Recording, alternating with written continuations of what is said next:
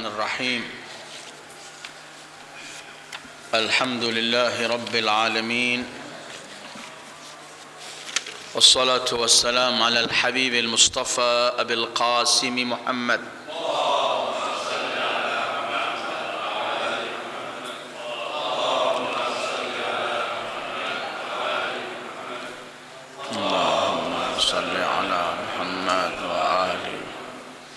وآله الطيبين الطاهرين ولا حول ولا قوة إلا بالله العلي العظيم اللهم بحق محمد وآل محمد عليك صل على محمد وآل محمد وارزقنا ووالدينا وأزواجنا وأولادنا وذرياتنا من بعدنا حب محمد وآل محمد اللهم أحينا على ذلك وأمتنا على ذلك واحشرنا في زمرة من أحب محمدا وآل محمد مع محمد وآله يا كريم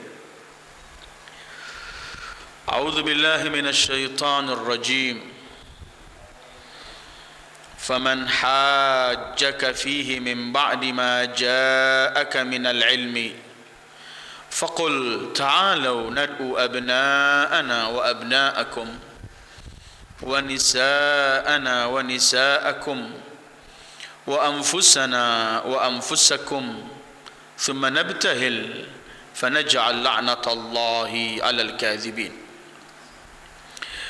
أعوذ بالله من الشيطان الرجيم ومن الناس من يشري نفسه ابتغاء مرضات الله والله رؤوف بالعباد صدق الله العلي العظيم السلام عليك يا سيد الوصيين السلام عليك يا إمام المتقين السلام عليك يا قائد الغر المحجلين السلام عليك يا عسوب الدين السلام عليك يا أمير المؤمنين علي بن أبي طالب ورحمة الله وبركاته أيها الإخوة السلام عليكم ورحمة الله وبركاته.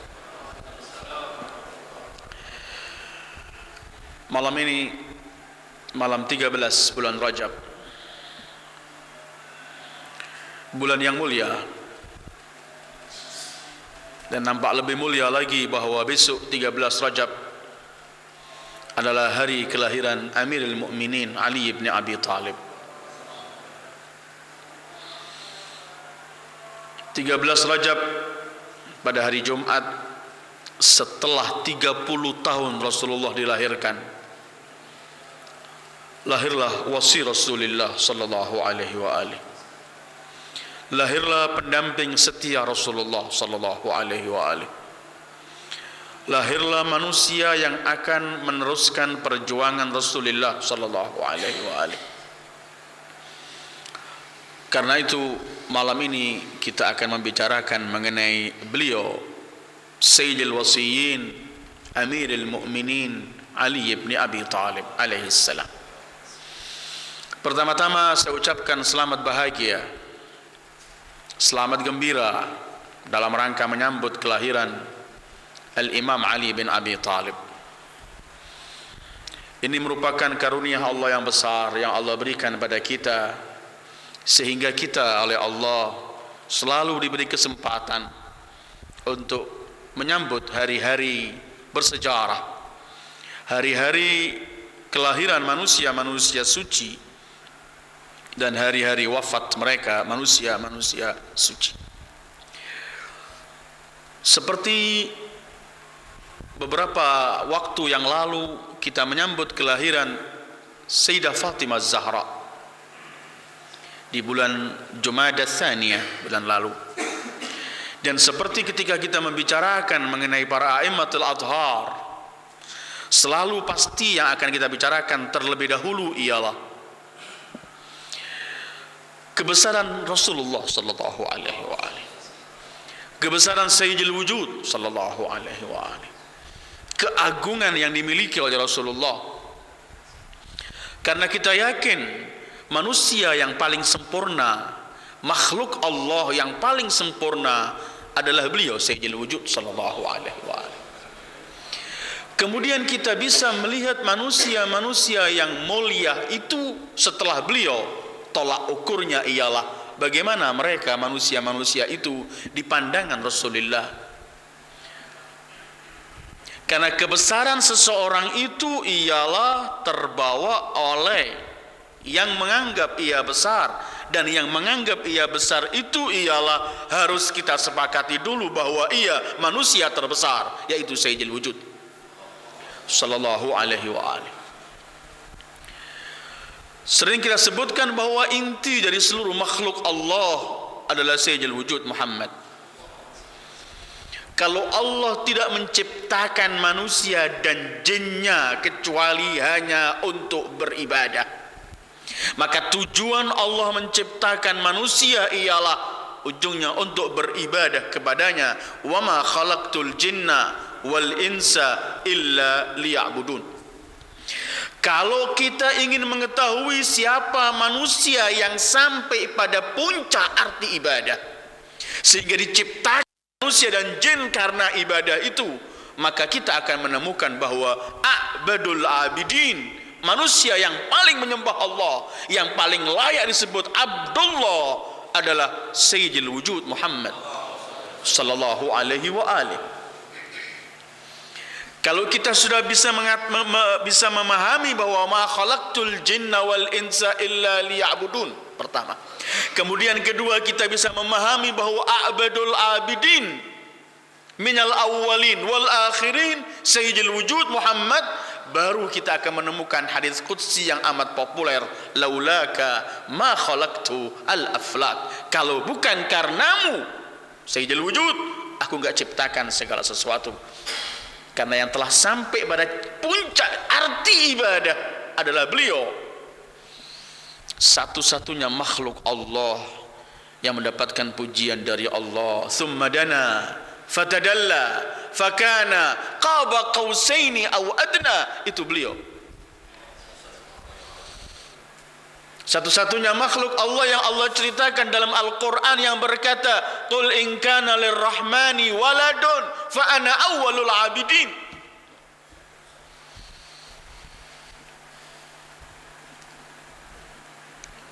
Beliau manusia yang paling dekat pada Allah.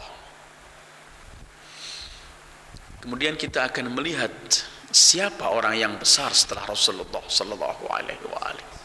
Siapa orang yang mendampingi Rasulullah sehingga memperoleh kebesaran yang dimiliki Rasulullah, memperoleh kebenaran, memperoleh keagungan yang dimiliki Rasulullah, memperoleh seluruh arti keindahan dan dalam arti puncak kemuliaan yang dimiliki Rasulullah sallallahu alaihi wa alihi. Kalau Rasul merupakan hamba Allah yang paling dipilih oleh Allah, dan Rasul adalah merupakan hamba yang paling layak untuk menyebut dirinya sebagai hamba Allah, kita menemukan ada pendamping Rasul yang setia. Orang itu pernah mengangkat tangannya bermunajat kepada Allah. Munajatnya, ia berkata, kafani izzan idh kunta li rabba wa kafani fakhran idh kuntu laka abda. Ini doa Imam Ali bin Abi Thalib. Cukup bagiku mulia ya Allah karena engkau adalah Tuhanku, dan cukup kebanggaan yang kumiliki bahwa aku hambamu. Rasulullah a'badul abidin. Kebanggaan Imam Ali yang beliau ungkapkan berkali-kali bahwa beliau adalah kebanggaan beliau bahwa beliau Abdullah. Kemudian coba kita lihat apa ungkapan Imam Ali terhadap Rasulullah. Ini sering saya ulang-ulangi setiap kita membicarakan Ahlul Bait. Karena kadang-kadang orang sering mensalahfahami. Kalau kita mengagungkan Ahlul Bait, mengagungkan Al-Imam Ali bin Abi Thalib, Zahra, Al-Hasan wal Husain dan A'immatul Athhar, Kadang-kadang ada orang karena kesalahfahamannya menganggap kita mengkultuskan mereka, manusia-manusia ini di atas Rasulullah. Padahal tidak ada manusia yang waras, masih memiliki akal, menganggap ada manusia lebih mulia dari Sayyidul Wujud Muhammad sallallahu alaihi wa alihi. Tapi kalau kita ingin mencari manusia setelah Rasulullah, kita akan menemui mereka Ahlul Bait alaihi wassalatu wassalam. Rasul mengatakan bahwa di Rasul kita fahami beliau A'badul Abidin. Begitu pujian Allah. Mungkin ini ulangan sekali saya kelangan ya. Kalau kita membaca Al-Quran, ketika Allah menisbatkan abdun, hamba itu untuk Rasulullah, Allah nggak perlu nyebut lagi nama beliau. Allah dalam Al-Quran, uzkur abdana Dawud, uzkur abdana Zakaria, uzkur abdana, terus disebut nama-nama mereka. Tapi untuk Sayyidul Wujud cukup, pasti Allah pakai dhamir saja. Abdana, abdihi, abduhu, karena abdun al-haqiqi huwa Muhammad sallallahu alaihi wa alihi. Huwa Abdullah.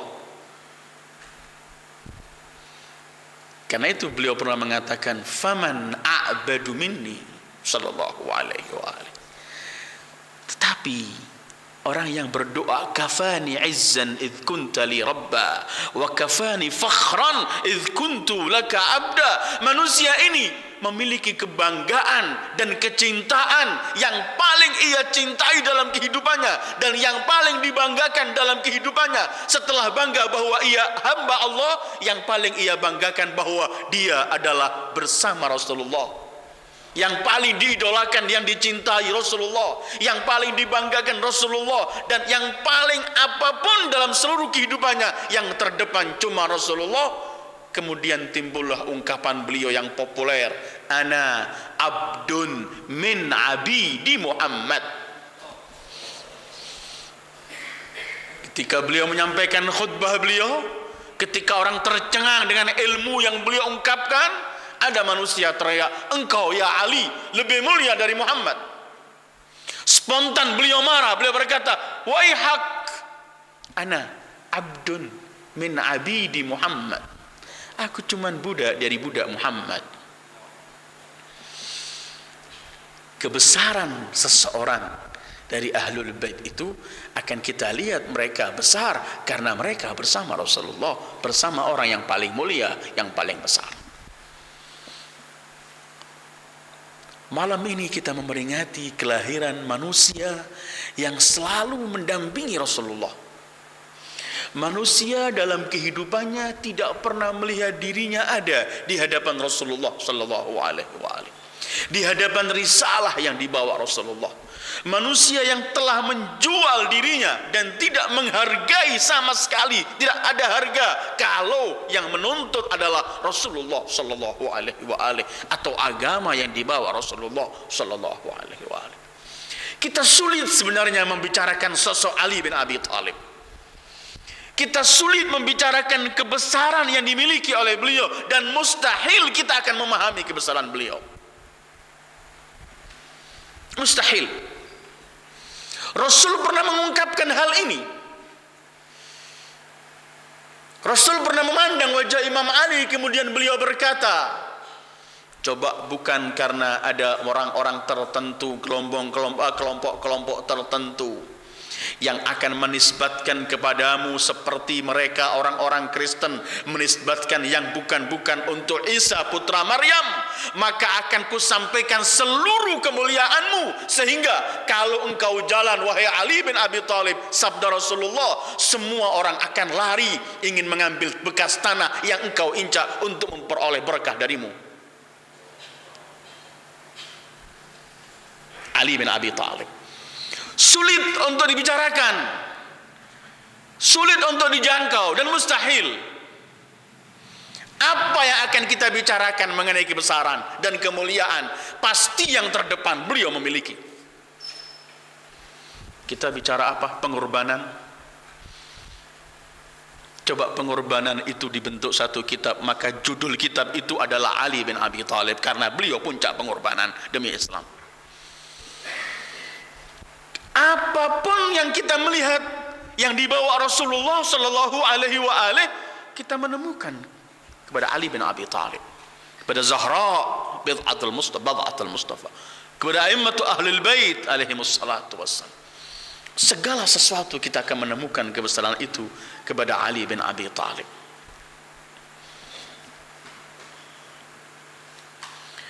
Kalau kita membicarakan keberanian, coba tanyakan ke Badar, tanyakan Uhud, tanyakan Hunain, tanyakan Khandaq, perang Khandaq, tanyakan Khaybar, semua akan menjawab bahwa yang terdepan adalah Ali bin Abi Thalib. Nanti kita bahas sedikit. Kalau kita membicarakan kedermawanan, beliau bukan cuma dermawan dengan harta yang beliau miliki, bukan cuma dermawan dengan harta yang paling beliau inginkan, yang paling beliau sayang, tapi beliau berikan orang lain. Bukan cuma itu, beliau dermawan hatta dengan dirinya sendiri, beliau menjual dirinya. Ayat yang saya baca tadi 207 surat Baqarah itu turun untuk beliau. Kapan? Ketika beliau diperintahkan untuk Rasulullah di malam hijrah. Rasul berkata, "Hai Ali, telah datang perintah dari Allah untuk aku tinggalkan Mekah malam ini untuk berhijrah. Kamu tidurlah di tempat tidurku."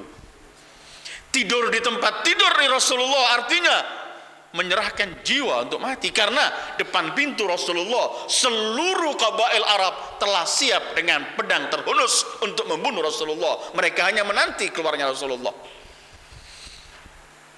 Tapi Imam Ali enggak bertanya, kalau aku tidur aku selamat enggak? Kalau itu pertanyaan, berarti beliau masih pernah melihat dirinya, sementara beliau tidak pernah melihat dirinya ada di hadapan Rasulullah.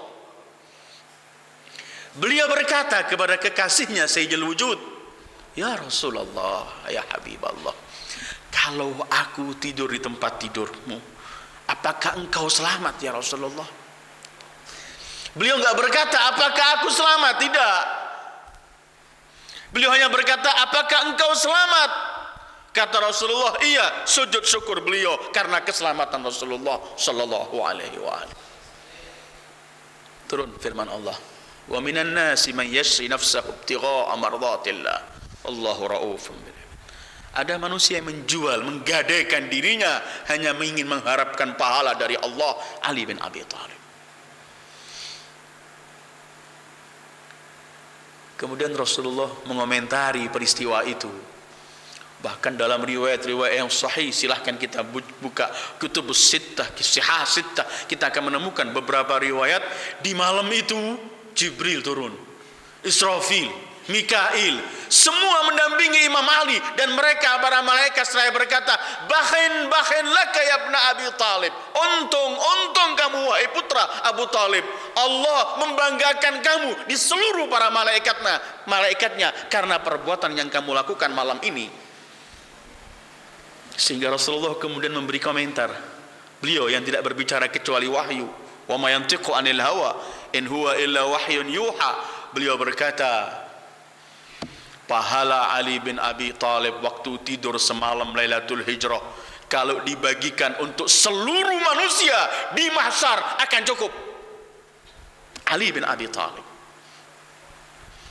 Apa kiranya kemudian yang mampu kita ungkapkan mengenai manusia ini?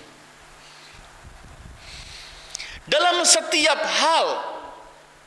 Kenapa? Kita akan jawab. Kenapa menjadi begini Ali bin Abi Thalib? Orang itu kadang-kadang ditanya, dengan siapa masa hidupnya? Siapa yang mendidiknya?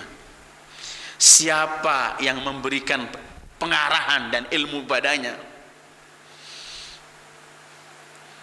Kalau kita melihat Sayyidul Wujud sallallahu alaihi wa alihi, spontan, pemberi seluruh anugerah, spontan Allah, wa 'allamaka ma lam takun ta'lam wa kana fadlullahi 'alaika 'azima. Rasulullah dalam kontrolan langsung dari Allah.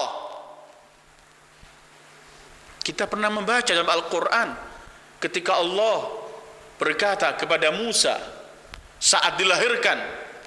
Musa yang lahir, Quran menceritakan, yang mana ibunya harus membuangnya karena Fir'aun mengejar seluruh anak Bani Israel laki. Apa komentar Allah dalam Al-Quran menceritakan Musa dalam detik-detik lahirnya ketika mau dibuang oleh ibunya? Walitusna ala aini, bahwa Musa akan dibesarkan semenjak kecil semua atas pandangan Allah, penglihatan Allah.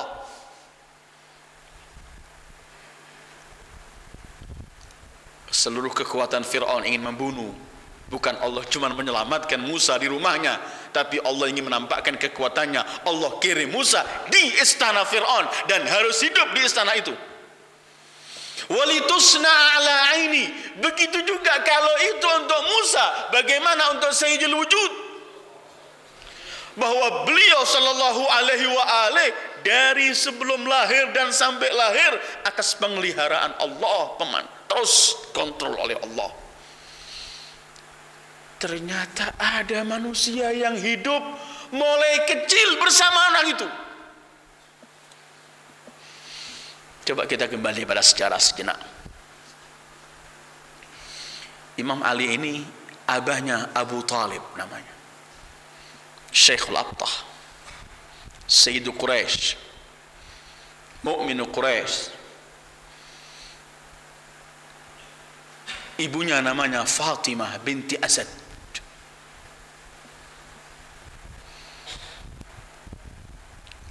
Abu Talib adalah ketua saat itu di Mekah, ini segani, dihormati.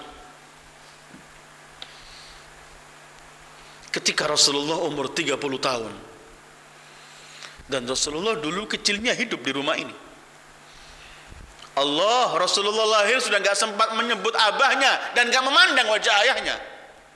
Yatim. Orang pernah berkata, gak pernah mengatakan abi mulai lahir. Yang dikatakan cuman Rabbi, Rabbi, itu Sayyidul Wujud. 6 tahun pun wafat ibunya, diambil Abdul Muttalib. 8 tahun Abdul Muttalib wafat, hidup bersama Abu Talib sampai beliau kawin dengan Khadijah. Jadi Rasulullah ini hidupnya bersama Abu Talib dan Fatimah binti Asad. Karena itu Rasulullah kalau manggil Fatimah binti Asad, istri Abu Talib, ibu Imam Ali, beliau mengatakan ummi, ini ibuku.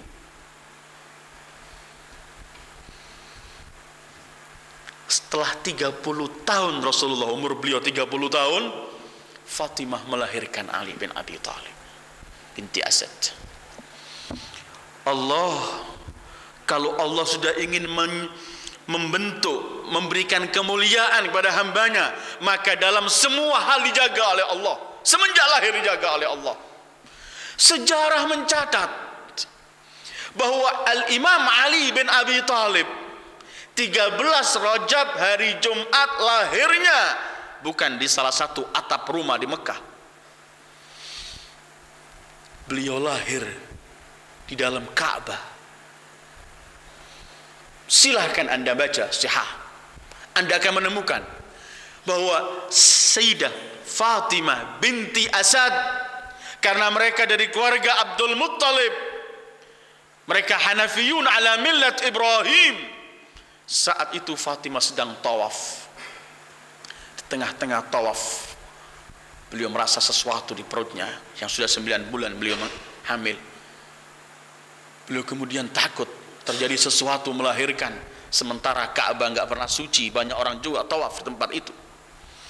Beliau menatap ke Ka'bah, beliau berdoa, demi Ibrahim yang membangun Ka'bah ini, dan demi janin yang ada dalam perutku, ya Allah, jangan permalukan aku di sini untuk melahirkan putraku dan janinku ini. Spontan Ka'bah terbuka, masuklah Fatimah binti Asad, tertutup Ka'bah, dan di situ lahirlah Ali bin Abi Talib. Lahir di dalam Ka'bah. Allahu Akbar. Jangan pernah kita mengatakan ini ketepaan. Kata orang Jawa, ketepatan. Tidak ada dalam ilmu Allah ketepatan. Ini adalah aturan Allah. Ini ketentuan Allah.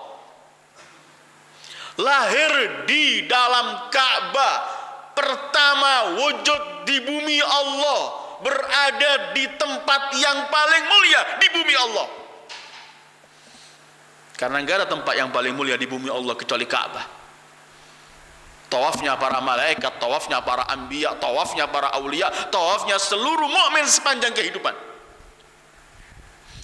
Lahir di Ka'bah. Dan sebenarnya cuma beliau yang lahir di Ka'bah. Walaupun kemudian karena riwayat-riwayatnya banyak menyebutkan tidak ada yang lahir di Ka'bah sebelumnya dan setelah beliau. Walaupun kemudian nanti masa-masa Umawi ada karangan-karangan riwayat untuk menjadi saingan bahwa ada orang-orang lain yang lahir di Ka'bah, dan sebagian yang disebut itu adalah orang-orang yang jelas membenci Ahlul Bait dengan perilakunya yang keji. Gak mungkin Allah akan pilih orang semacam itu untuk lahir di tempat yang paling mulia.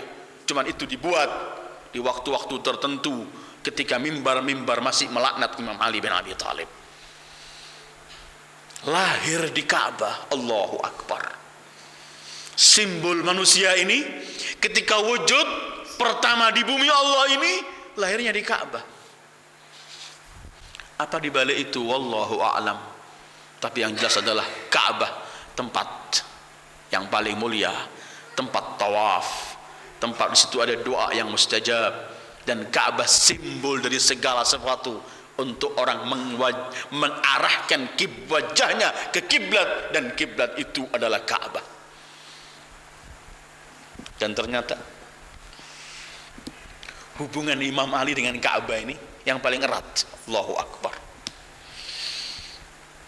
Ternyata kemudian lisan wahyu Sayyidul Wujud sallallahu alaihi wa alihi, berkali-kali Rasulullah kemudian beliau berkata, "Ya Ali, anta bimanzilatil Ka'bah tu'ta wala ta'ti."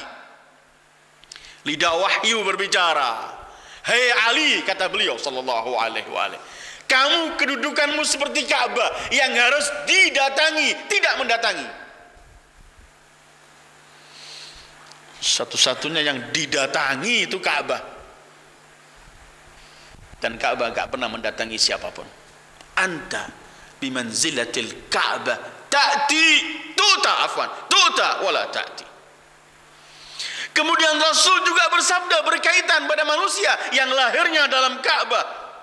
Beliau sallallahu alaihi wa alihi bersabda, "An-nadharu ilal baiti ibadah, wan-nadharu ila wajhi Ali ibadah." Memandang Ka'bah Baitullah ini ibadah, dan memandang wajah Ali ibadah. Siapa yang mengatakan? Yang tidak berbicara kecuali wahyu Sayyidul Wujud Muhammad sallallahu alaihi wa alihi. Beliau kemudian yang menegakkan kalimatullah. Beliau yang kemudian menegakkan orang untuk mengarahkan kiblatnya ke Ka'bah. Dan tidak selesai hubungan beliau dengan Ka'bah. Allahu Akbar. Ketika Fathu Mekah, ketika Rasulullah kembali dengan 10.000 lebih ke kota Mekah untuk membuka Fathu Mekah, membuka kota Mekah, setelah mereka semua musuh-musuhnya lari ketakutan, sebagian tertawan, gak bisa melakukan sesuatu, mereka ketakutan dan dibebaskan oleh Rasulullah. Apa yang terjadi? Ka'bah saat itu masih penuh dengan arca-arca yang ditaruh oleh orang-orang kufar saat itu. Ketika Rasul membuka kota Mekah, Sayyidul Anbiya wal Mursalin memberikan satu kehormatan untuk anak yang dilahirkan di Ka'bah, untuk manusia yang dilahirkan di Ka'bah, untuk walidul Ka'bah. Orang itu diberi kehormatan oleh Rasulullah. Spontan Rasul berkata, "Ya Ali, naiklah ke pundakku sini." Imam Ali pertama, bagaimana menaik pundak Sayyidul Wujud? Lakukan ya Ali. Beliau naik ke sini menghancurkan semua patung-patung di Ka'bah. Sambil kemudian Rasul berkata, "Ja'al haq wa zahaqal batil, innal batila kana zahuqa." Ali bin Abi Thalib ada di pundak Rasul, kemudian beliau bersabda, "Wallahi, coba aku mau memegang langit, pasti bisa aku pegang karena aku ada di atas Rasulullah sallallahu alaihi wa alihi." Walidul Ka'bah diumpamakan seperti Ka'bah. Kemudian ternyata beliau yang membersihkan Ka'bah atas perintah Rasulullah untuk menghancurkan semua berhala-berhala yang masih ada di Ka'bah. Dan terus perjuangan beliau demi perjuangan, fitnah dan fitnah yang beliau hadapi, kezaliman dan semuanya, sampai yang lahir dalam Ka'bah ini, sampai akhir hayatnya di dunia. Pertama wujud di dunia dalam Ka'bah, akhir hayatnya di mana? Di mihrab ketika sujud di Baitullah. Sujud subuh ditikam oleh Ibnu Muljam laknatullahi alaih. Ketika ditikam oleh Ibnu Muljam, apa teriakan manusia yang lahir di Ka'bah, yang diperumpamakan Rasulullah seperti Ka'bah, yang membersihkan Ka'bah dari seluruh berhala atas perintah Rasulullah. Ketika ditikam, teriakan beliau yang paling populer, fustu warabbil Ka'bah. Fustu warabbil Ka'bah, aku beruntung demi Allah pemilik Ka'bah. Itulah beliau Ali bin Abi Thalib, lahir di Ka'bah. Dan itu dinding Ka'bah terbuka untuk beliau. Allahu Akbar. Maryam, manusia yang dipilih oleh Allah, ibu dari Isa, yang Allah nampakkan mukjizat dan kudratnya melahirkan Maryam, melahirkan Isa tanpa ayah. Maryam bertahun-tahun di Baitul Maqdis dan ada mihrab di tempat itu untuk beribadah. Maryam memperoleh bermacam-macam kemuliaan dan keajaiban yang terjadi untuk dirinya, sehingga Zakaria seorang nabi kalau masuk ke mihrab Maryam di Baitul Maqdis dalam peribadatannya di mihrabnya, sering Zakaria menemukan buah-buah yang bukan di musimnya, makanan-makanan yang ada di depan Maryam yang tidak ada yang menyajikan. Nabi Zakaria teriak, ya Maryamu anna laki hadza. Hei Maryam, dari mana semua ini? Ini yang cerita Al-Quran. Jawaban Maryam ibu Isa, min rizkillah. Ini adalah hanya rizki dari Allah, dari Allah. Anna laki hadza, qalat huwa min indillah, dari Allah. Yarzuqu man yasha bighairi hisab. Tapi ketika Maryam akan melahirkan Isa, justru Maryam tidak melahirkan Isa di tempat peribadatannya, di mihrabnya, di Baitul Maqdisnya, tapi Maryam diperintah oleh Allah untuk keluar dan di bawah pohon kurma Maryam melahirkan Isa, ruhullah. Sementara Fatimah binti Asad berbulan-bulan mengandung Ali bin Abi Thalib, tapi detik-detik mau melahirkan dipanggil oleh Allah untuk dibuka Ka'bah dan lahir dalam Ka'bah Ali bin Abi Thalib.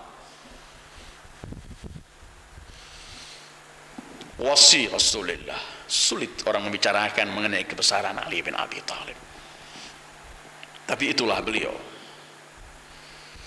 Setelah lahir, dalam riwayat ibunya memberikan nama beliau Haidar, singa artinya. Tapi Rasul dengan Abu Talib memberikan nama Ali. Dan tidak lama ia hidup dengan ayahnya Abu Talib dan ibunya Fatimah, karena kemudian diambil oleh Rasulullah, dibawa ke rumah Rasulullah. Mulai kecil dididik Rasulullah, sampai Rasulullah kalau makan kurma atau apapun makanan, beliau kunyah dulu baru dikasihkan Imam Ali. Beliau Imam Ali yang masih kecil, Rasulullah yang memandikan. Bahkan kalau diletakkan di tempat tidurnya Rasulullah, yang dengan mengucapkan bermacam-macam kalimat untuk menidurkan Ali bin Abi Thalib, semenjak kecil hidup bersama Sayyidul Anbiya wal Mursalin. Apa ayol ikhwah yang bisa kita bayangkan lahirnya dalam Ka'bah, yang mendidik langsung, yang mendapatkan didikan dari Allah. Adabani Rabbi fa ahsana ta'dibi, itu sallallahu alaihi wa alihi, dan beliaulah yang mendidik Ali bin Abi Thalib. Artinya apa? Jangan ada orang membicarakan pertama yang Islam itu Imam Ali bin Abi Thalib telah Islam bersama Rasulullah sebelum Islam itu datang. Jangan lagi bicarakan anak kecil yang pertama atau orang perempuan, laki, jangan. Ketika Rasulullah sudah 30 tahun Imam Ali hidup bersama Rasulullah, dan kita yakini Rasulullah semenjak umur pertama dilahirkan oleh Allah, dijaga oleh Allah, artinya Ali bin Abi Thalib telah hidup melihat akhlak Rasulullah, meniru perilaku Rasulullah, meniru semua pekerjaan Rasulullah, sementara pekerjaan dan yang dilakukan Rasulullah semua dalam kontrol Allah. Artinya Ali bin Abi Thalib telah muslim sebelum Islam itu datang pada Rasulullah, karena beliau hidup bersama Rasulullah.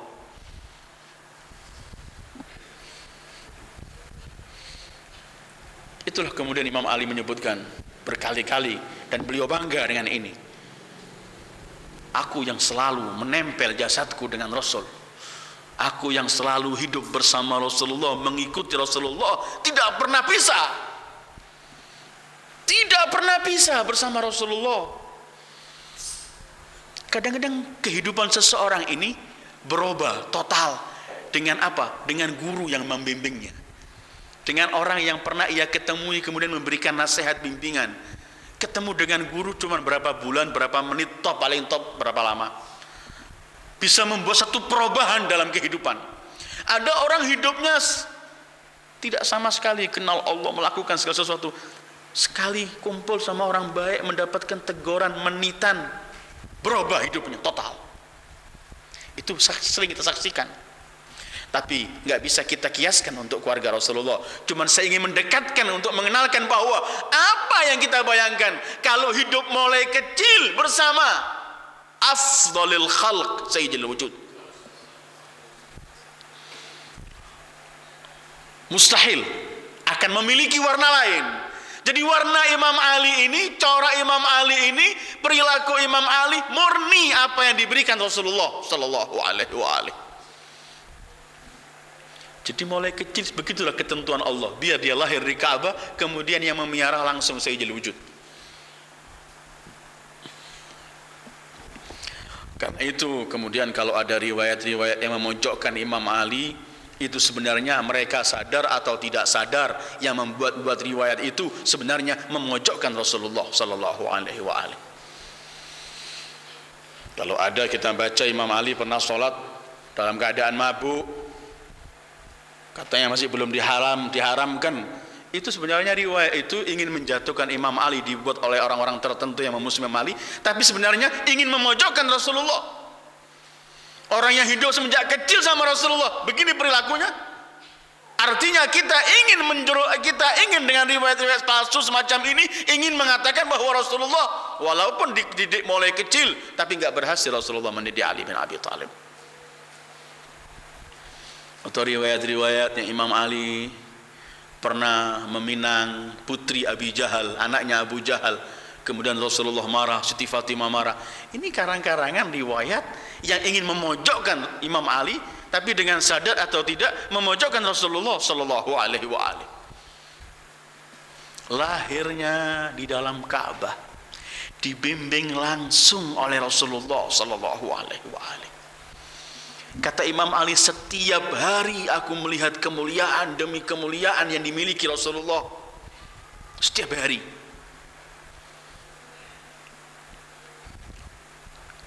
Karena waktu Imam Ali lahir, Rasulullah umur 30 tahun. Kalau Rasulullah 40 tahun jadi Nabi, berarti Imam Ali telah hidup bersama Rasulullah 10 tahun sebelum Rasul jadi Nabi. Di Gua Hira, Rasul dan Imam Ali yang mengantarkan semuanya. Tidak pernah bisa. Akhirnya, Allahu Akbar. Akhirnya ternyata Al-Quran, ayat yang saya baca tadi, ayat surat Ali Imran 61, akhirnya Al-Quran memang menjelaskan pada kita bahwa Rasul, Imam Ali itu adalah nafsur Rasul. Jiwa Rasulullah. Dan seperti Rasulullah, bedanya beliau bukan Nabi.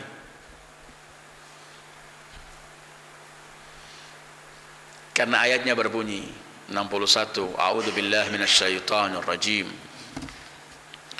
Faqul ta'alu nad'u abna'ana wa abna'akum. Yang diajak keluar abna' Rasul Hasan dan Husain.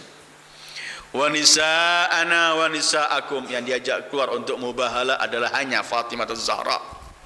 Wa anfusana wa anfusakum, yang keluar saat itu cuman Imam Ali dan Rasulullah dan Imam Ali bin Abi Thalib. Anfusana, satu jiwa. Dan ini oleh Rasulullah sallallahu alaihi wa alihi diungkapkan berkali-kali bahwa Imam Ali itu adalah jiwa Rasulullah, sama Rasulullah. Seperti kita melihat hadis al-manzilah, anta minni bimanzilati Harun min Musa illa annahu la nabiyya ba'di. Semua ada yang dimiliki Rasulullah, dimiliki Imam Ali, cuman bedanya Ali bin Abi Thalib bukan seorang nabi, beliau hanya wasi dan imam.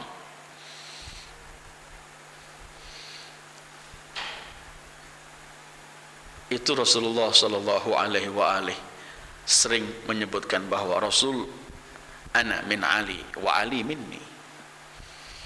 Mungkin kita masih ingat riwayat yang amat populer dalam satu kejadian ketika Rasulullah sampai di Mekah.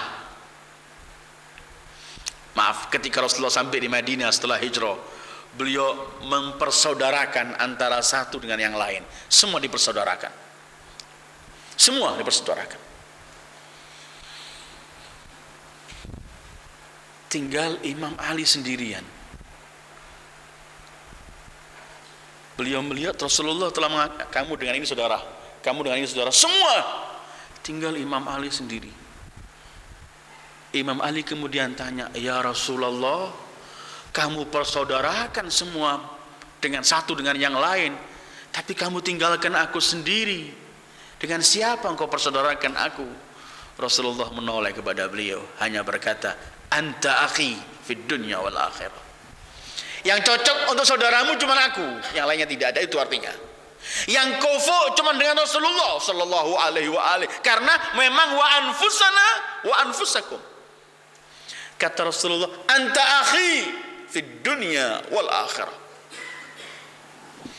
Ini pun pernah beliau ungkapkan waktu masih di Mekah. Rasulullah pertama Rasulullah berdakwah ketika turun wa anzir ashiratakal aqrabin.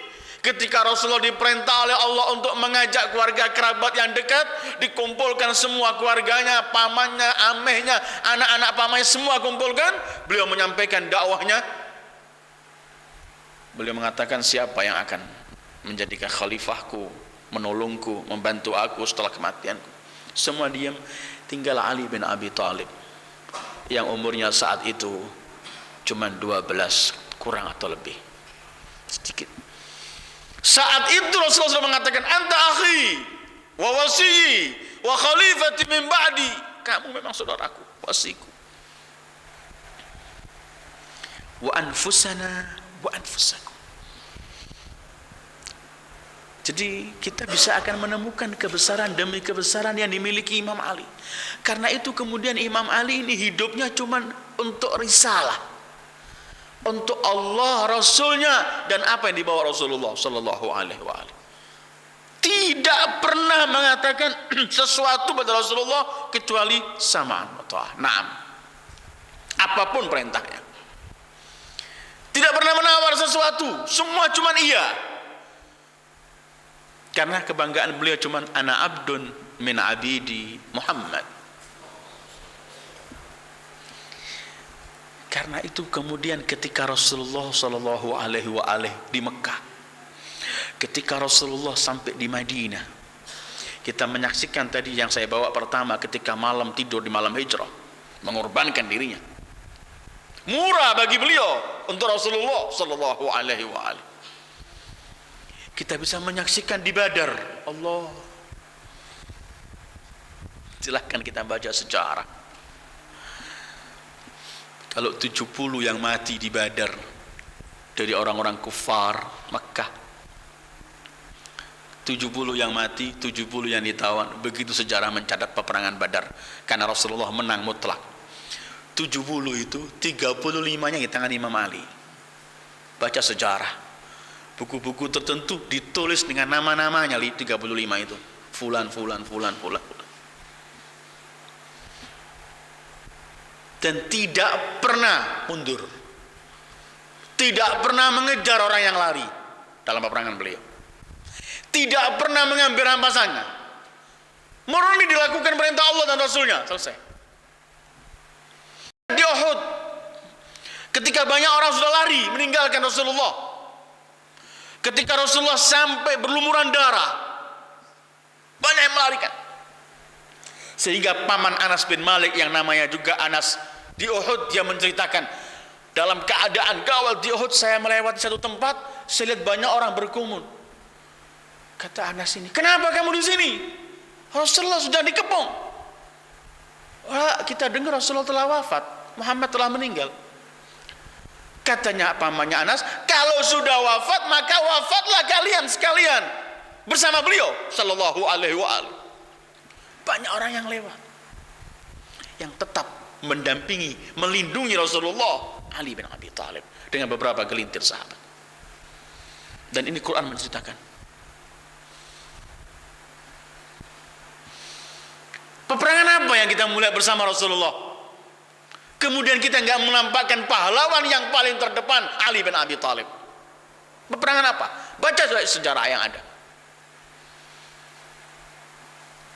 Karena itu kemudian setelah Rasulullah wafat, baru jingkrak-jingkrak umat ini semua melampiaskan dendamnya dengan Ali bin Abi Thalib. Karena masing-masing keluarga itu pernah kena tangan pedang Imam Ali bin Abi Thalib. Entah anaknya, entah ayahnya, entah pamannya, entah saudaranya, semua pernah kena pedang Imam Ali bin Abi Thalib. Badar, Uhud, Khandaq, Allahu Akbar. Pahlawannya, pahlawan di Khandaq, Ali bin Abi Thalib. Kita ingat semua sejarah itu dan gak bisa ditutupi. Ketika ada satu orang di pihak musuh, yang satu orang itu dinilai 1000 oleh orang Arab saat itu, karena pahlawannya memang dia perkasa. Amr bin Abdi Wud. Rasul menggali Khandaq, parit. Tapi orang itu dengan kudanya, entah yang dinilai dengan ribuan kuda katanya, dia mampu melewati parit itu. Ketika melewati parit, Rasul di kemah sallallahu alaihi wa alihi. Allahumma salli ala Muhammad wa ali Muhammad. Rasul di kemah dengan para sahabatnya. Si biadab Amr bin Abdi Wud dengan kecongkaannya, dia mengelilingi kemah itu sambil teriak, ayo keluar. Katanya kalau kalian mati masuk surga, kalau aku mati masuk neraka. Ayo antarkan aku ke neraka, atau aku antarkan kalian ke surga. Ayo keluar, ayo duel dengan saya. Dikelilingi toh kemah itu. Terakhir dia mengatakan, laqad bahahtu minan nida bi jam'ikum hal min mubaris. Serak suaraku nantang kalian, ayo.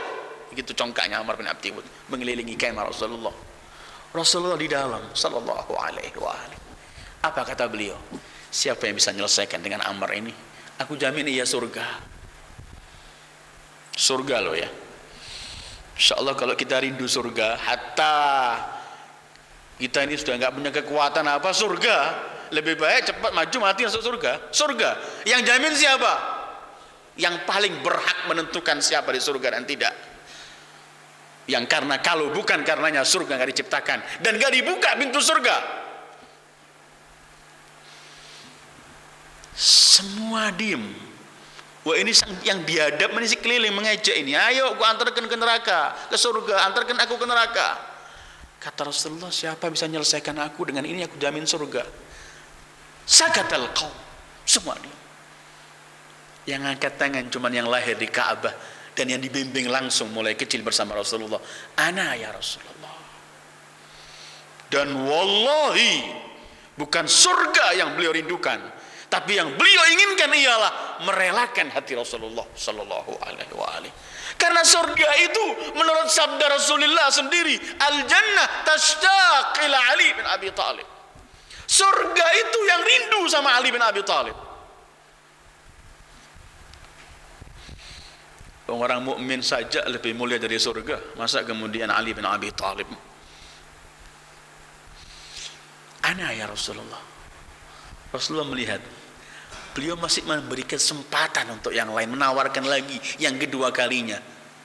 Semua diam, kecuali yang lahir di Ka'bah, ana ya Rasulullah sallallahu alaihi wasallam. Rasul masih memberi kesempatan untuk yang lain. Ketiga kalinya ketika Rasul berkata, siapa yang bisa menyelesaikan aku dengan Amr, aku jamin surga. Dan Amr di luar gubel, kata orang Jawa ini, terus bulut terus menantang, mengejek.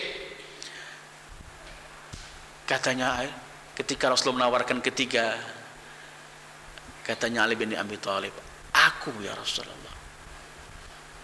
Rasulullah menoleh kepada Imam Ali, kemudian beliau berkata, ya Ali, itu Amr bin Abdi Wud loh. Katanya Imam Ali, wa ana Ali bin Abi Thalib. Dalam riwayat lagi beliau enggak mengatakan wa ana Ali bin Abi Thalib, beliau yang mengatakan wa in kan, artinya siapapun dia. Rasul bangun, dipeluk oleh Rasulullah sallallahu alaihi wasallam, dicium dahinya Rasulullah sallallahu alaihi wasallam, didoakan berangkat. Maju pahlawan Islam Ali bin Abi Thalib, maju ingin mengorbankan dirinya untuk Rasulullah, maju ingin menampakkan kepada dunia sampai hari kiamat bahwa beliau tidak pernah melihat keselamatan dirinya, yang dilihat cuma Rasulullah dan syariat yang dibawa Rasulullah. Karena itu jawabannya wa in kan, siapapun dia, maju untuk menampakkan bahwa beliau hanyalah ingin memberikan kerelaan pada Rasulullah, kesenangan Rasulullah, maju.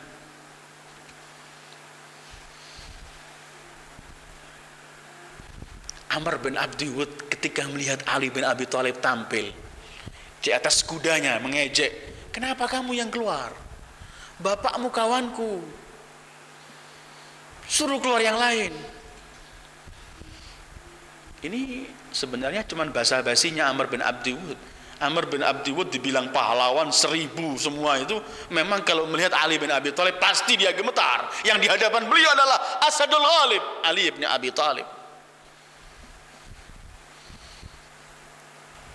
Katanya Ali, aku ingin tawarkan kepadamu beberapa tawaran. Katanya kamu setiap ditawari sesuatu yang baik kamu terima. Iya, aku tawarkan, masuklah kamu pada agama yang dibawa oleh Muhammad sallallahu alaihi wasallam.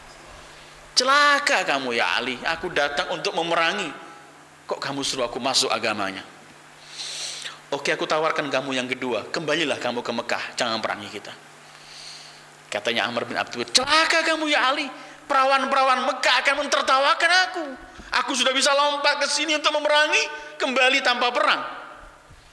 Tawaran ketiga, ayo duel dengan aku. Kata sejarah mencatat bahwa Amr bin Abdi Wud lompat langsung dipatahkan kaki kudanya, karena dia tahu ini pasti aku kalah, dan kuda ini jangan ada yang miliki setelah aku, biar mati dulu. Duel. Dalam keadaan duel tambah lama, orang yang di kemah Rasulullah juga berdoa di kemah, ya Allah, Rasul berdoa, engkau telah ambil Hamzah di Uhud, ya Allah, jaga Ali. Tidak lama terdengar suara Ali bin Abi Thalib, Allahu Akbar. Semua orang teriak Allahu Akbar, karena itu lambang bahwa Ali telah membunuh Amr bin Abdi Wud.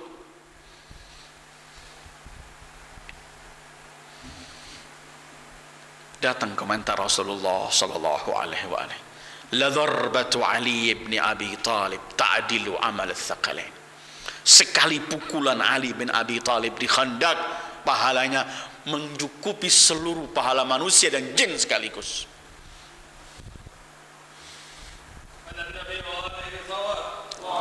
Salli ala Muhammad wa ali Allahumma salli ala Muhammad wa ali Muhammad. Allahumma salli ala Muhammad wa ali. Mati Amr bin Abdi Wud. Ketika kembali dipeluk oleh Rasulullah. Terus turun, wa kafallahul mu'minina al-qital. Allah telah menyelamatkan kaum mukminin, enggak perlu perang lagi, habis ini. Setelah itu datang angin, piung segala macam, mereka semua lari. Dan yang pahlawan saat itu Ali bin Abi Thalib. Saudara perempuannya Amr bin Abdi Wud dengar bahwa abangnya wafat, gugur, mati, nangis teriak, Kemudian tanya, siapa yang bunuh abangku?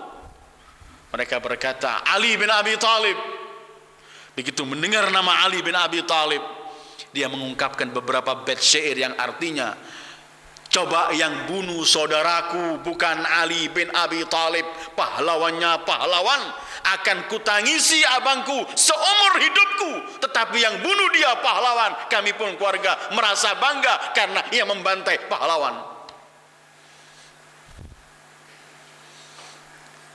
Khandaq. Apalagi yang kita tanya peperangan? Khaybar, Allahu Akbar.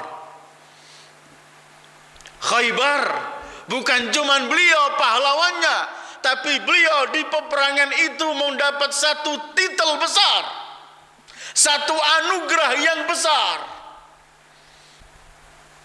Khaybar ketika Rasul mengepung mereka Yahudi ini, telah mengutus beberapa orang kembali gagal.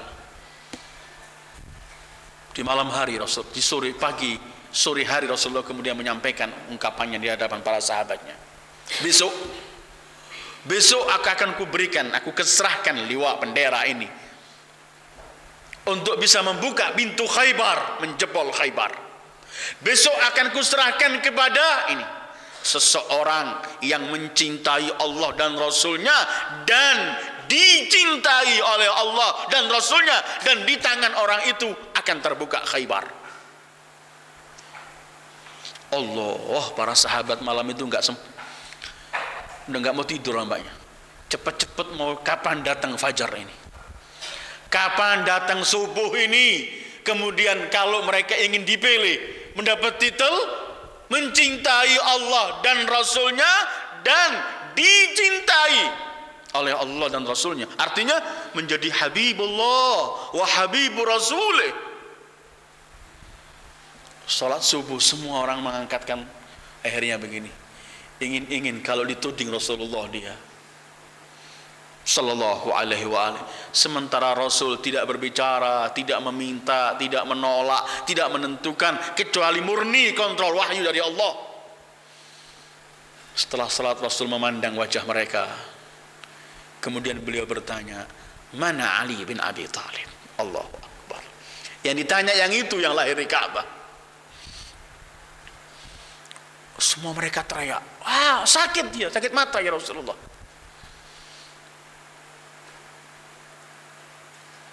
Tapi Rasulullah kemudian setelah mendengar sakit bukan mengatakan pindah cari orang lain, tidak. Bahkan Rasulullah mengatakan panggil dia, suruh kendali. Datang Imam Ali Armad dalam sejarah, sakit mata beliau. Panggil Rasulullah, diusap, dalam satu riwayat diludahi Rasulullah, spontan sembuh. Kemudian Imam Ali berkata, mata yang pernah sakit mendapatkan usapan Rasulullah ini sampai akhir hayatnya lebih terang daripada mata yang nggak pernah sakit ini. Tangan Rasulullah sallallahu alaihi wa alihi, udah suci Rasulullah sallallahu alaihi wa alihi, menyebut namanya obat, apalagi langsung dari tangan beliau diberikan untuk dibuka pintu Khaybar. Titelnya Habibullah wa Habibu Rasulih. Kalau kita ingin tahu atau tanya pada Al-Quran, siapa sih orang yang dicintai Allah itu? Ini kan titelnya Imam Ali, besok akan kuberikan seseorang yang mencintai Allah dan Rasulnya. Setiap orang boleh mengaku dia cinta sama Allah, cinta sama Rasul, tapi belum pasti memperoleh cinta Allah kepadanya. Nah, kalau kita mau tanya pada Al-Quran, siapa yang akan dicintai oleh Allah? Sementara titel Imam Ali ialah dicintai oleh Allah dan dicintai oleh.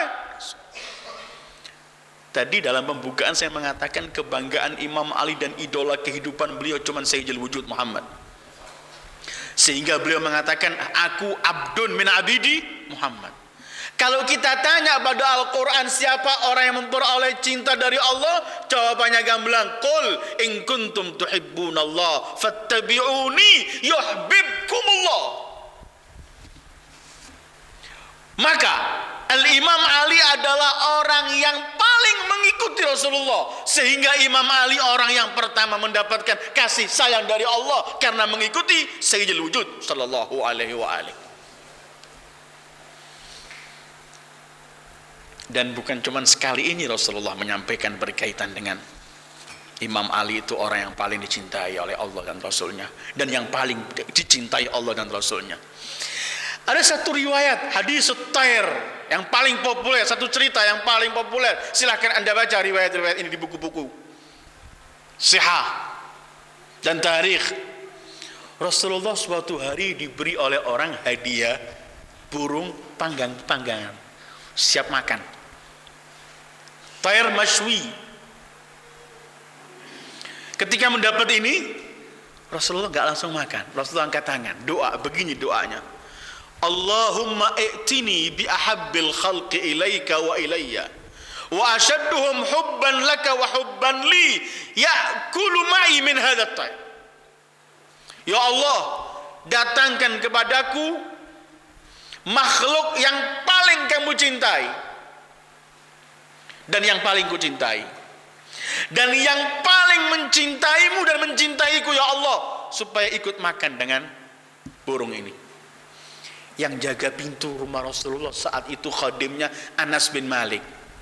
10 tahun jadi khadamnya Rasulullah, Anas bin Malik. Datang Imam Ali, mau masuk, katanya Anas, jangan, Rasulullah sibuk, ada keperluan yang gak bisa diganggu. Kembali Imam Ali. Tapi jiwa Rasulullah gak bisa pisah lama-lama sama Rasulullah. Gak lama kembali lagi, ketemu jaga pintu. Kamu kali ini gak bisa masuk, Rasulullah ada keperluan lain.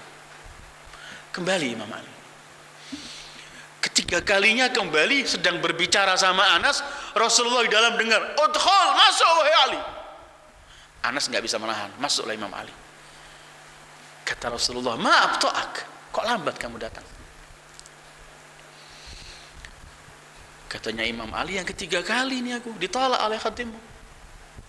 Dipanggil Anas Rasulullah, kenapa kamu tolak?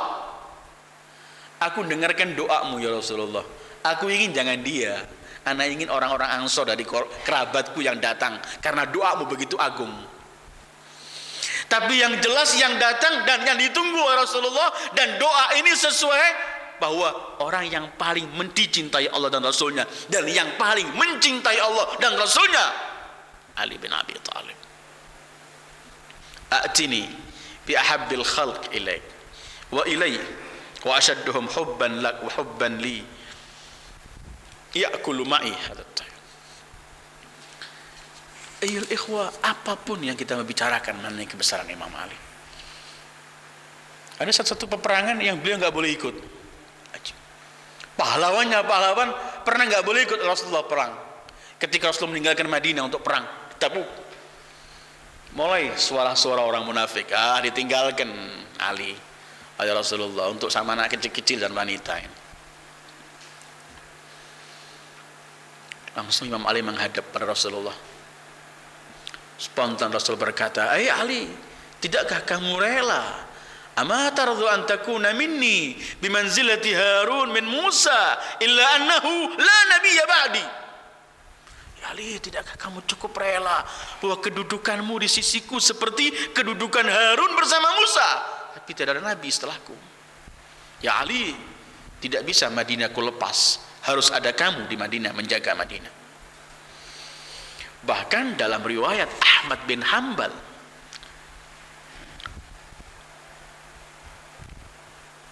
menceritakan ketika turunnya 10 ayat dalam surat Bara'ah atau surat Taubah, Rasul mengutus Abu Bakar untuk menyampaikan ayat-ayat ini ke Mekah.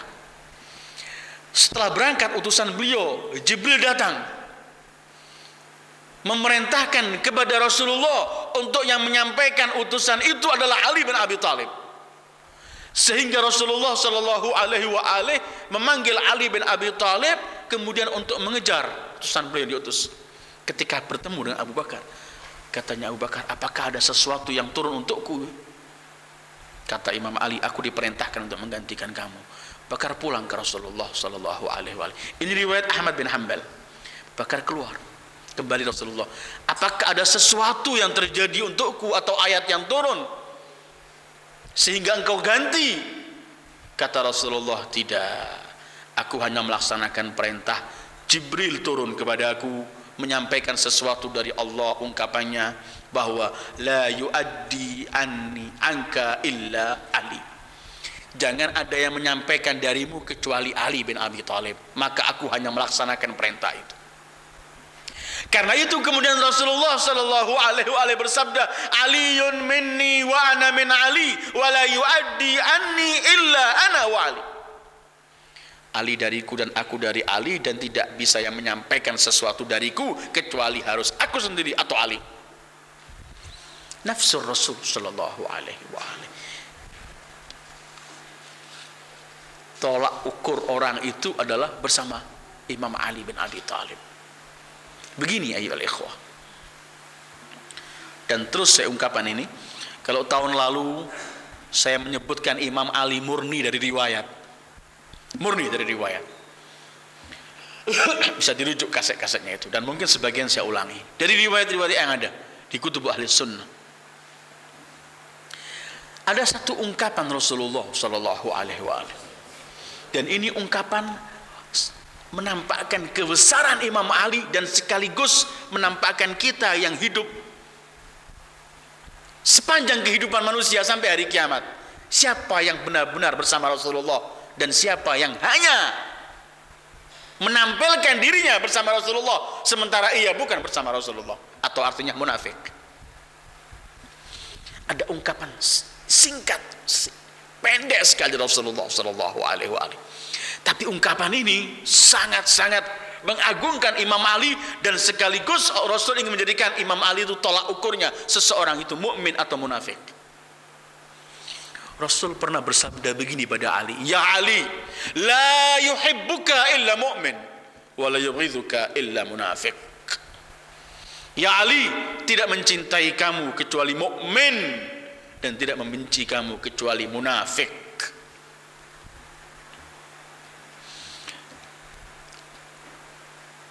Orang bicara munafik, mukmin ini mudah diungkapkan ayyuhal ikhwah. Tetapi munafik ini orang yang paling berbahaya dalam Islam.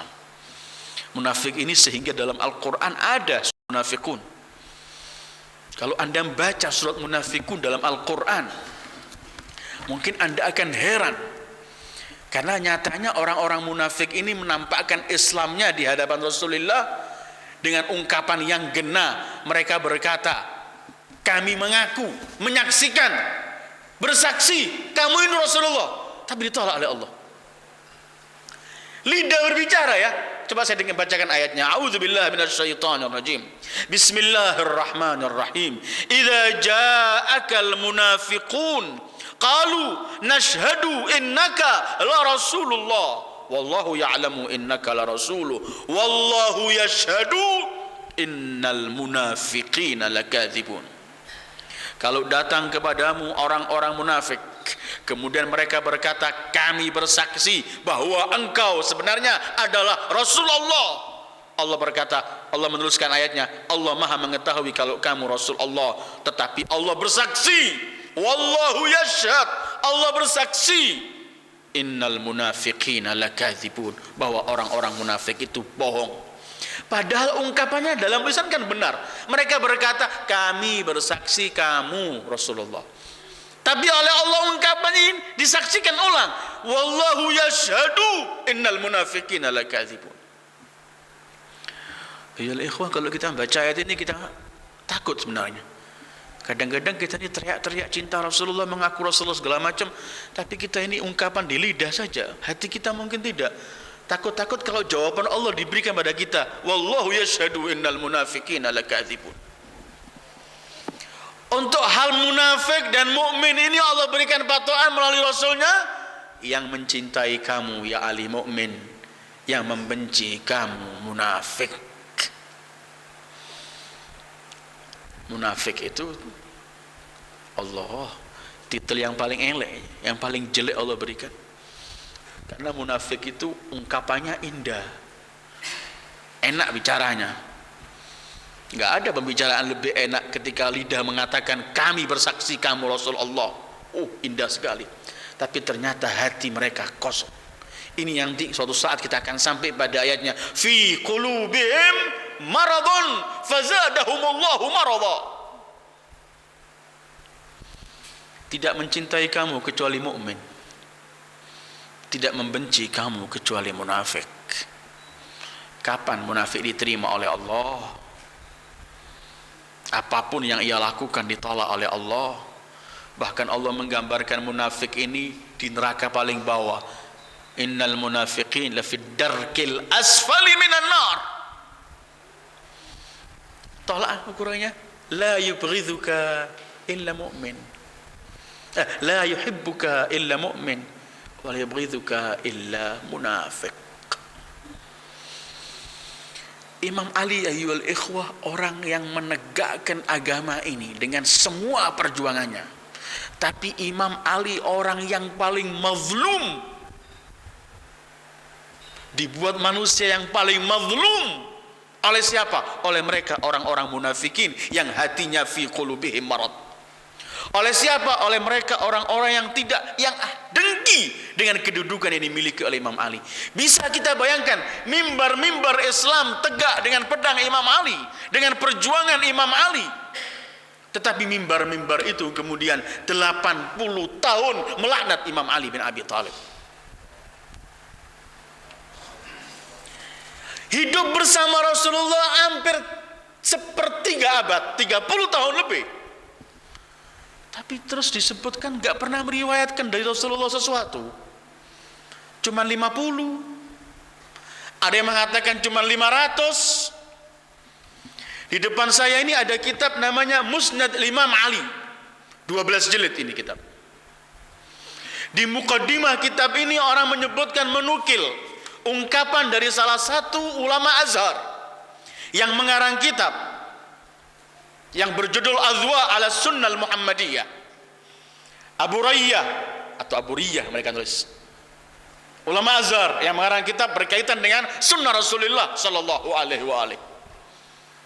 Mengomentari mengenai ya apa kemudian sejarah mencatat Ali bin Abi Thalib riwayatnya cuma 50, yang paling banyak 500. Yang hidup sama Rasulullah 3 tahun saja, ketemunya enggak setiap hari, ada 5.370 sekian. Coba kita dengarkan komentar dari ulama Al-Azhar dalam bukunya Azwa ala Sunnah.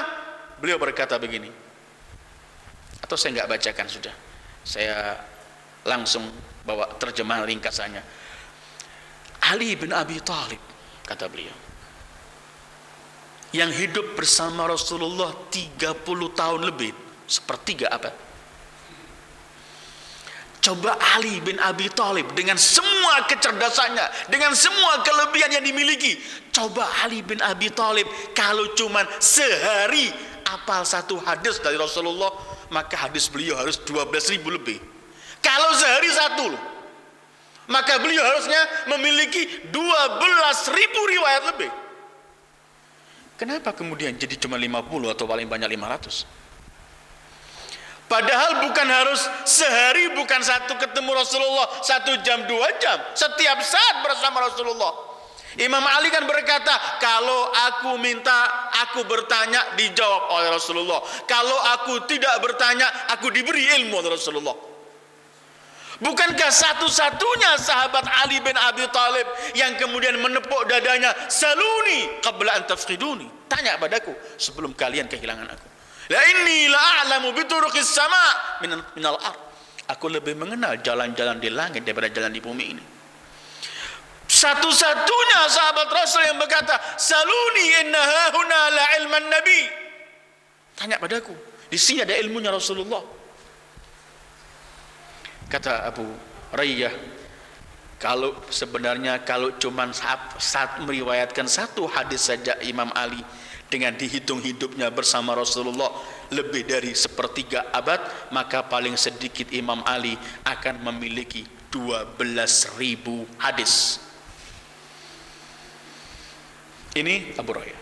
Syekhul ulama besar Azhar juga yang paling terkenal, Abu Zahra, ketika menulis mengenai kitab Al-Imamus Shadiq, beliau pun berkata, kita harus mengakui bahwa fikih Imam Ali, ilmu Imam Ali, fatwa-fatwa Imam Ali tidak ditulis lengkap di buku-buku kaum muslimin. Padahal Imam Ali orang yang paling dekat bersama Rasulullah, yang mendampingi Rasulullah mulai masih kecil sampai Rasulullah wafat tetap bersama Imam Ali.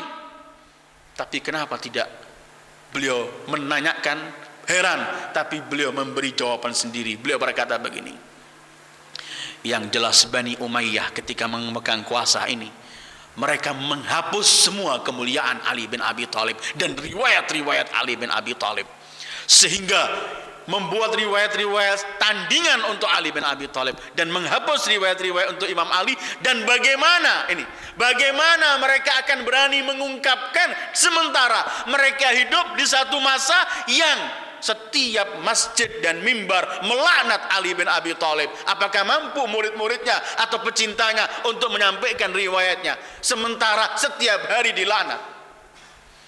Artinya yang ingin menulis riwayat Ali bin Abi Thalib saat itu bukan cuma dilaknat, akan dipenggal kepalanya. Di saat itu nama Ali saja dikejar-kejar. Gak ada yang lebih mendapatkan kezaliman seperti yang didapatkan oleh Ali bin Abi Thalib dari umat Muhammad sallallahu alaihi wasallam. Tapi begitu toh Imam Ali tetap ketika ditikam di akhir hayatnya, beliau hanya berkata, fustu wa rabbil Ka'bah. Karena beliau tidak mencari sesuatu, yang beliau cari cuma Allah. Walaupun disingkirkan oleh dunia, dizalimi, dilaknat, dikhianati, tetap karena beliau enggak berbuat untuk manusia. Kalau Imam Ali berbuat untuk manusia, beliau pertama protes, aku yang pertama berjuang, aku, mana hasilku dari Islam ini? Tapi beliau tidak berjuang untuk itu, beliau berjuang hanya karena Allah, apapun yang terjadi. Karena itu ketika beliau ditikam, beliau hanya berkata, fustu wa rabbil Ka'bah. Karena itu beliau Abu Zahra berkata begini, wa idza kana lana an nata'arraf ala sabab alladhi min ajlihi ikhtafa an jumhuril muslimin ba'd marwiyat Ali wa fiqh, fa inna naqul innahu la budda an yakuna lil hukm al umawi atharun fi ikhtifa kathir min athar Ali fi al qada' wal ifta, li'annahu laysa min al ma'qul, enggak mungkin kata dia, an yal'anu aliyan fawqa al manabir, mereka melaknat Imam Ali di atas semua mimbar, wa yatrukul ulama yatahaddatsuna bi'ilmi, kemudian membiarkan orang membicarakan masalah ilmunya, wa yanquluna fatawihi wa aqwalin nas. Mustahil. Saya pernah sampaikan beberapa pertemuan yang lalu berkaitan di milad Imam Ali. Ada komentar dari Imam Syafi'i, beliau pernah berkata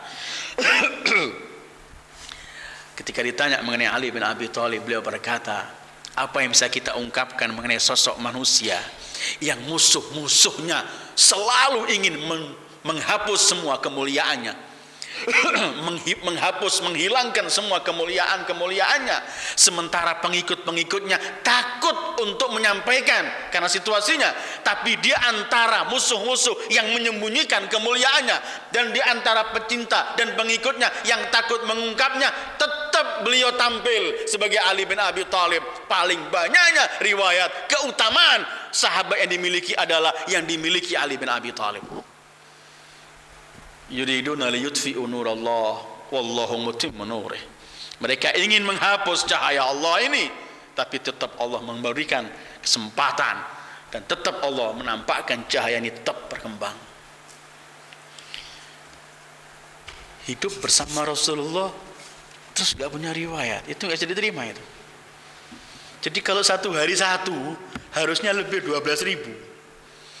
Anda silahkan kalikan 360 kali 33 akan menemukan hampir 12.009. Kalau satu, dan itu mustahil. Sementara apa yang ada pada Rasulullah ada pada Imam Ali. Bukankah kita sampaikan ketika kita sampai dalam surat Fatihah, hadis ketika orang bertanya pada Imam Ali, kaifa ilmun nabi? Imam Ali ditanya bagaimana ilmunya Rasulullah itu. Imam Ali menjawab, ilmu nabi, ilmu nabiyyin, wa ilmu ma kana, wa ilmu ma huwa kainun ila yaumil qiyamah, walladhi falaqal habba wa bara'an nasama, la inni la a'lamu ilman nabi.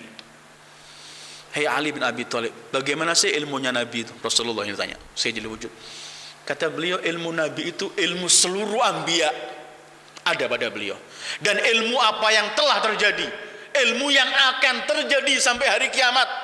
Kemudian beliau bersumpah, demi Allah, ilmu Nabi itu ada padaku. Inni la a'lamu ilman Nabi. Ini yang kemudian Rasul mengatakan, a'lamukum ba'di Ali, aqdhakum Ali. Ini yang sabda Rasulullah amat populer ketika beliau bersabda, ana madinatul ilmi wa aliyun babuha. Dalam semua hal kita akan menemukan Imam Ali terdepan. Rasulullah ini menggambarkan Imam Ali bermacam-macam, ayyuhal ikhwah. Tadi saya ungkapkan, anta bimanzilatil Ka'bah tu'ta wa la ta'ti. Tadi beliau menggambarkan, anta minni bimanzilati Harun min Musa illa annahu la nabiyya ba'di. Rasul mengatakan, ana min Ali wa Ali minni la yuaddi anni illa ana au Ali. Kita menemukan Rasulullah sallallahu alaihi wa alihi menyampaikan, la yuhibbuka illa mu'min wa la yubghidhuka illa munafiq. Kita menemukan Rasulullah sallallahu alaihi wa alihi mengungkapkan pada Imam Ali ini hal yang aneh sekali. Sekali lagi ayolah ikhwah, ini murni dari Rasulullah sallallahu alaihi wa alihi. Beliau pernah bersabda, Aliyun ma'al Qur'an wal Qur'anu ma'a Ali lan yaftariqa hatta yarida alayyal haud. Ali bersama Quran dan Quran bersama Ali tidak pernah berpisah sampai ketemu di haud. Quran ini mengandung segala sesuatu, dan itu ilmu Ali bin Abi Thalib.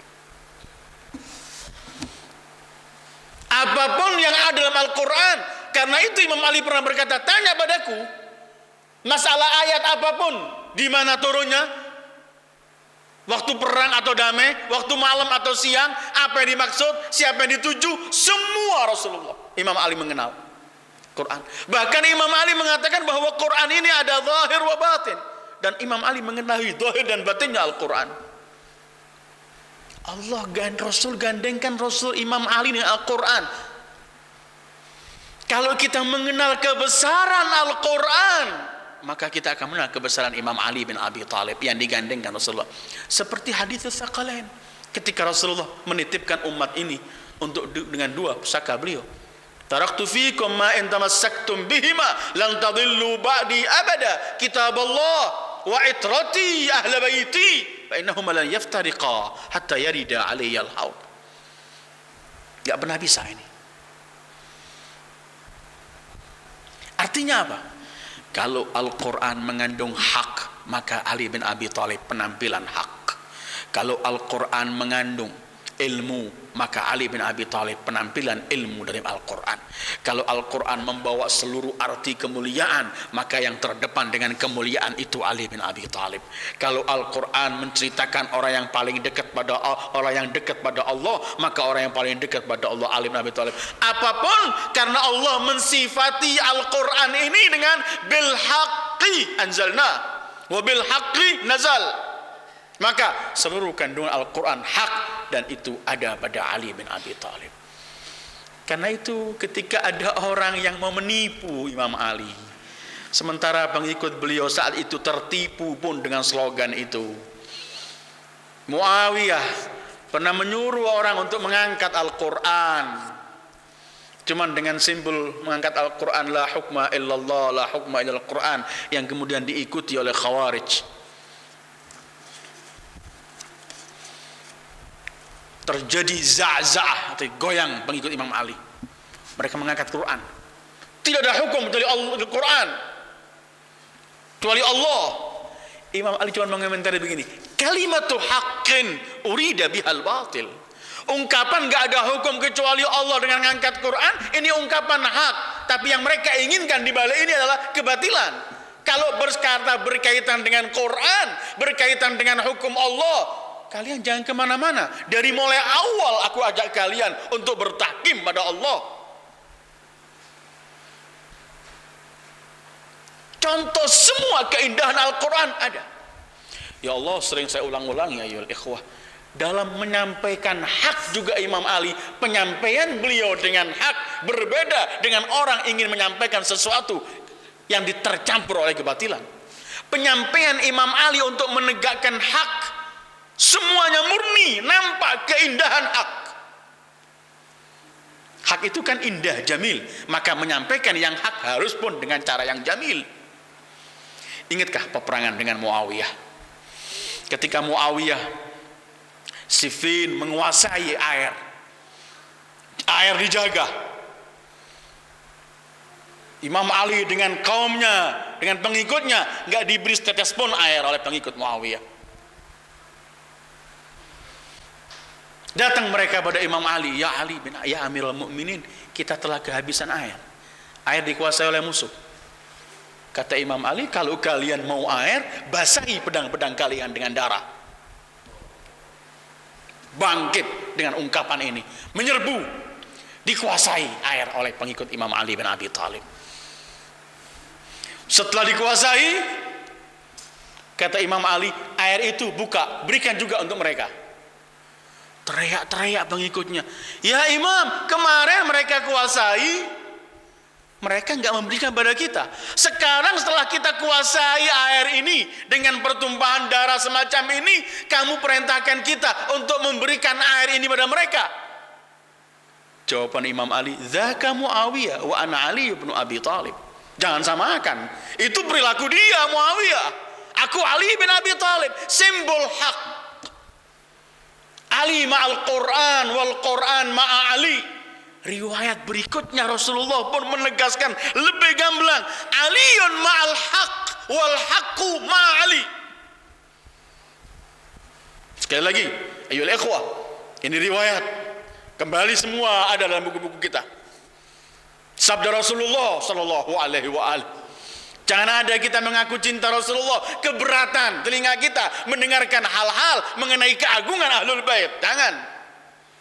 Ini murni dari Rasulullah sallallahu alaihi wa alihi. Aliyun ma'al haq wal haqqu ma'a Ali. Ya Allah, hak bersama Ali dan Ali bersama hak. Di mana ada Ali, di situ hak. Di mana ada hak, di situ ada Imam Ali. Ini yang diinginkan oleh Rasulullah sallallahu alaihi wa alihi. Jangan cari yang kemana-mana, sudah. Ini contohnya sudah ada. Mau cari hak, ini Aliyun ma'al haq wal haqqu ma'a Ali. Hak ayyuhal ikhwah, sesuatu yang berat itu ada pada beliau. Ayyuhal ikhwah, kebesaran demi kebesaran yang dimiliki oleh Imam Ali kita akan menemukan dalam bermacam-macam riwayat. Semua itu cuman menggugah kita untuk kita mengagungkan orang yang diagungkan Rasulullah, enggak lebih dari itu. Untuk kita mencintai orang yang dicintai Rasulullah, tidak lebih dari itu. Untuk kita mengikuti orang yang paling mengikuti Rasulullah, tidak lebih dari itu. Untuk kita membenci orang yang dibenci oleh yang dibenci Rasulullah, enggak lebih dari itu. Kita kan dari awal mau ikut cuman Rasulullah sallallahu alaihi wa alihi. Maka tolak ukur kita ialah Rasulullah dalam semua hal. Ternyata kita menemukan segala sesuatu ini Rasulullah telah memberikan pada Imam Ali. Tinggal kita ayyuhal ikhwah, kita pun tidak mau habis dengan slogan-slogan dan teriakan cinta-cinta pada Imam Ali, tapi kemudian kita jauh dari amal dan praktek Imam Ali bin Abi Thalib. Kita pun juga enggak mau teriak-teriak hanya dengan teriak, tapi kita ingin sedikit demi sedikit mewujudkan arti cinta itu pada kehidupan kita. Kita tampilkan dalam perilaku kita. Kalau kita membaca beliau adalah orang yang paling berani menyampaikan kebenaran, kita ingin meniru beliau walaupun sekian 0,000%. Kalau kita melihat beliau adalah orang yang paling beribadah kepada Allah, sehingga kalau malam beliau hanya tangisan di mihrabnya, membasahi mihrab tempat sujudnya dengan air mata, maka Maka kita ingin meniru walaupun sedikit apapun untuk kita mulai latih diri kita bangun malam memohon. Kalau beliau orang yang paling peduli dengan anak yatim, yang paling peduli dengan janda orang miskin, seluruh anak yatim di Kufah waktu Imam Ali memimpin, kalau dipanggil siapapun yang manggil, siapa abahmu nak, siapa ayahmu, semua teriak Ali bin Abi Thalib. Ada Imam Ali, aman anak-anak yatim itu, punya bapak. Ya Allah, waktu beliau ditikam di malam 19, malam 20 ketika beliau masih sakit, malam 20-nya, malam 21, ada seorang wanita perempuan tua teriak-teriak di jalan. 2 hari aku nggak menemukan, 2 hari nggak memberikan sesuatu padaku. Di mana dia? Sambil bawa tongkat wanita tua ini teriak-teriak di Kufah. Orang Mekah apa? Apa yang terjadi? Aku setiap malam ada yang mengirim makanan di tempat rumahku, tapi sudah 2 hari ini nggak datang dia. Siapa? Aku nggak tahu, aku buta. Cuman aku selalu mendengarkan suaranya lemah lembut dan selalu memperhatikan kehidupanku. Bagaimana suara dan bahasanya? Dia menyebutkan, spontan orang itu teriak, yang kamu maksud itu wahai wanita adalah Ali bin Abi Thalib, dan baru wafat orang itu. Teriak-teriak histeris, nangis dia. Ini Ali bin Abi Thalib. Ayolah ikhwah, jangan pernah ada salah faham kita mengkultuskan Imam Ali atau Ahlul Bait. Ahlul Bait tidak pernah pisah dengan Islam, dan Islam tidak pernah pisah dengan Ahlul Bait. Apapun kita bicara Islam, pasti kita bicara Ahlul Bait. Quran nggak bisa Ahlul Bait. Kita mau berbicara ayat apa, kita menemukan Ahlul Bait terdepan.